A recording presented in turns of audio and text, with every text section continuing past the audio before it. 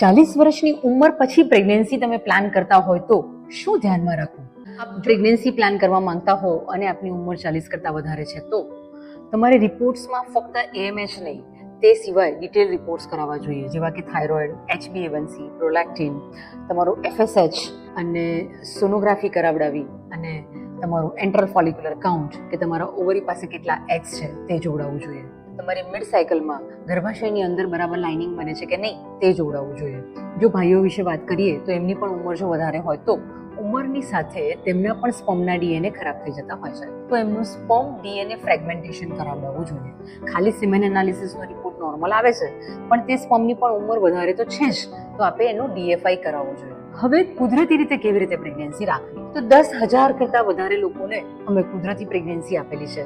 કેટલા લોકોને ફક્ત દવાઓથી આપેલી છે, કેટલાકને ઇન્જેક્શન્સ અને IUI થી, તો કે કેટલાક લોકોને IVF થી પ્રેગ્નન્સી આપેલી છે. સૌથી પહેલા તો કે તમારા એગ્સની ક્વોલિટી સારી કરો. એગ્સની ક્વોલિટી સારી કરવા માટે ખૂબ જ સારો એન્ટીઓક્સિડન્ટ વાળો ડાયટ લો. એન્ટીઓક્સિડન્ટ એટલે કે બદામ, અખરોટ, અંજીર, ખજૂર વધારે, સેલેડનો પોર્શન મોટો રાખો અને દિવસમાં જે પણ સિઝનલ ફ્રૂટ્સ છે તેવા 2 કે 3 સિઝનલ ફ્રૂટ્સ લેવાનું રાખો.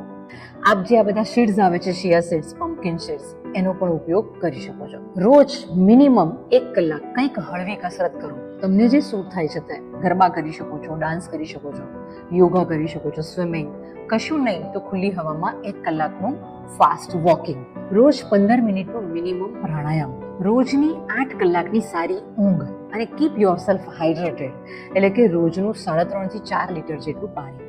તો કે મોટા ભાગે બાળક ના રહેવાનું કારણ વિશે વિચારીએ તો આપણા બોડીમાં રહેલું ઇન્ફ્લામેશન. તો કે આપણા બોડીમાં જે ઇન્ફ્લામેશન છે તેને કેવી રીતે ઓછું કરવું? તો કે સારું જીવન જીવવાની પદ્ધતિથી. તમારા જે એગ્સ છે એના માઇટોકોન્ડ્રિયા છે તે ડેમેજ થઈ ગયા છે, તો તેના માટે તમે કોક્યુ લઈ શકો છો, જેનાથી તમારા એગ્સની ક્વોલિટી ઇમ્પ્રૂવ થઈ શકે છે. એક DHEA કરીને દવા આવે છે, તે લેવાથી તમારા AMH નું લેવલ થોડું સારું થઈ શકે છે. તમારા જે એગ્સ છે તેનું થોડું રિજ્યુવનેશન કરી શકાય છે. તો આ જ પ્રમાણે ભાઈઓ પણ એન્ટીઓક્સિડન્ટ વાળો ડાયટ અને આ જ પ્રમાણેનું જીવન જીવી શકે છે, જેનાથી તેનો સ્પર્મ DNA ફ્રેગમેન્ટેશન ઇન્ડેક્સ ઓછું કરી શકાય છે.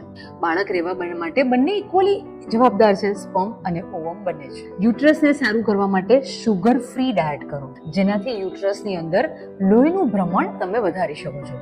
આમ કર્યા પછીથી તમે દવાઓથી પ્રયત્ન કરી શકો છો, ઇન્જેક્શન IUI થી પ્રયત્ન કરી શકો છો.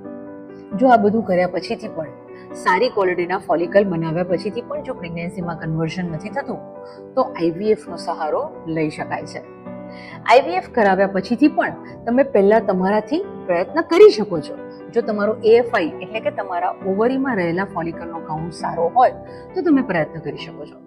IVFમાં ક્યારેક 1 કરતાં વધારે સ્ટિમ્યુલેશનની જરૂર પડતી હોય છે. જો આપ IVF કરાવો છો તો કે એમ્બ્રિયો બનાવ્યા પછીથી ટેસ્ટેડ એમ્બ્રિયો આપ મુકાવી અને એબોર્શનનો રેશિયો ઘટાડી શકો છો. હવે આ બધું જ કર્યા પછીથી પણ જો પ્રેગ્નન્સી નથી રહેતી તો છેવટે ડોનર એગ્સ પણ એક સારું ઓપ્શન છે. કે છે ને કે જન્મ આપે તે માતા અને સંસ્કાર આપે તે પિતા, તો કે એ પણ આપણું જ બાળક હોય છે. અને લાસ્ટ મેસેજ, 40+ IVF થી કે કુદરતી પ્રેગ્નન્સી રહી છે તો તમે બીજા લોકો કરતાં થોડુંક વધારે રેસ્ટ અને સારી દવાઓ લો, તો કે આપ 9 મહિના બહુ સારી રીતે પસાર કરી શકો છો અને સારું બાળક લઈને ઘરે જઈ શકો છો.